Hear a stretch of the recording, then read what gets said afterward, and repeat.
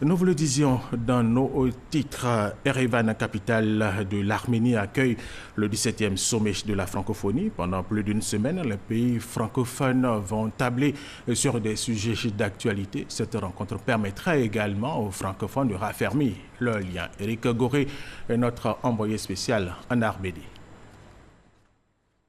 C'est le complexe sportif et culturel d'Erevan qui accueille le 17e sommet de la francophonie en Arménie.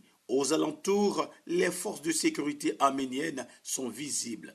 Cet événement international est un défi majeur pour ce pays qui compte 13 millions d'habitants. Les rues d'Erevan ne sont pas pavoisées pour la circonstance. Ici, ce sont 200 000 locuteurs français.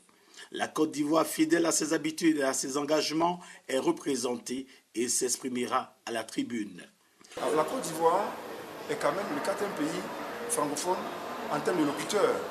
Et vous connaissez également le poids de la Côte d'Ivoire dans le monde francophone, dans la sous-région africaine, dans l'Afrique tout entière, avec à sa tête son Excellence, Monsieur le Président de la République, Alassane Ouattara. Donc la Côte d'Ivoire a un rôle éminemment important à jouer dans le monde francophone. La Côte d'Ivoire participe à plusieurs accords de coopération dans le monde francophone.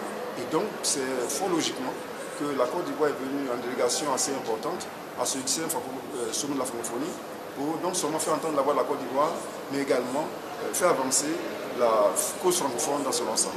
Outre la Côte d'Ivoire, plusieurs pays francophones ont effectué le déplacement d'Erevan.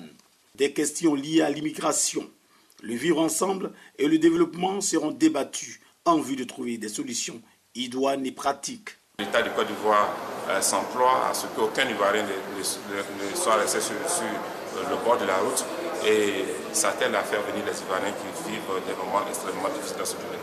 Donc c'est une thématique importante aussi qui sera développée par la francophonie en termes de stratégies à adopter pour rendre beaucoup plus stable nos différents jeunes dans les pays où ils partent pour espérer un mieux vivre ailleurs, alors que dans les pays d'origine, tout un environnement est mis sur pied, en Côte d'Ivoire notamment, afin que les jeunes puissent vivre mieux.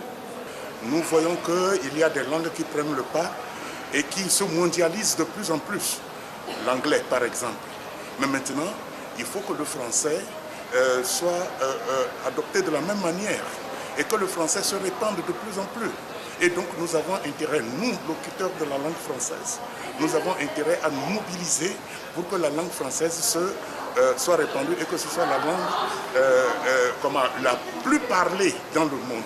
À cette cérémonie d'ouverture, la secrétaire générale de la francophonie a emmené les participants à œuvrer dans le sens d'un développement harmonieux des pays francophones.